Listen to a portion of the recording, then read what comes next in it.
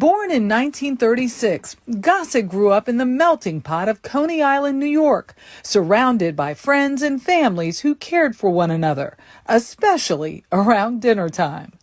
We had nothing. That's what we thought we had. If my parents didn't get home in time, I had a choice. I could have gefilte fish, I have lasagna, have menudo, corned beef and cabbage. Depends on who was home. He had dreams of being a doctor or athlete, but a high school English teacher saw something else in the class president. This is a Louis. I see they're looking for a young man to play a lead in a Broadway show. I know you never saw a play, but tell your mother to take you down there Sunday. What can you lose? You got the part? Got the part. On Broadway at 17. And by 23, he was already working with legends as an original cast member in A Raisin in the Sun. Hey, look, honey, we're going to the theater. We're not going to be in it, you know. Lorraine Hansberry's tale of a black family on the south side of Chicago. We're fortunate to have worked with Sidney Poitier, Diana Sands, Ruby Dee. What a pleasure. They showed me what was good and what was bad. They taught me about that. And I fell in love. It's in my bloodstream. And soon he set his sights on Hollywood, but it wasn't open arms that awaited him. So then your agent gets you a role on television and you fly out to L.A. First day in L.A., what happened?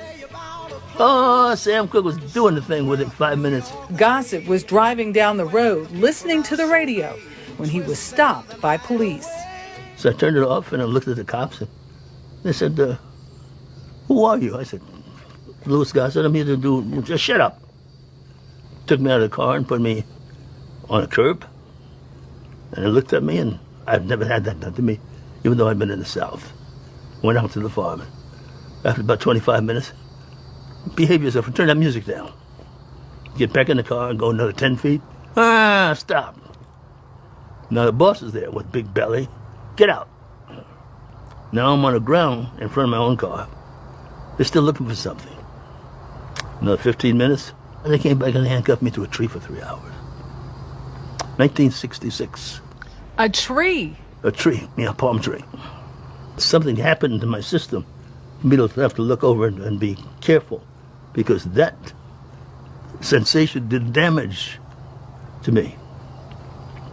So when they say Black Lives Matter, all lives matter, because not only did they hurt me, but they hurt themselves. While the experience changed him, it would not stop him. Gossett kept working. Wouldn't take too long shoeing that horse if I was you. And in 1977, landed the pivotal part of Fiddler in Roots, which at the time was the most watched TV miniseries in history. Describe Fiddler. Folks thought he was the Uncle Tom of the series. It was a mistake.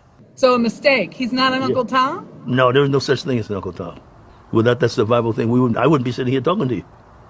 We have to find a way to get our needs met. Didn't you think nothing about me? About you, Fiddler? Yeah, me. Me.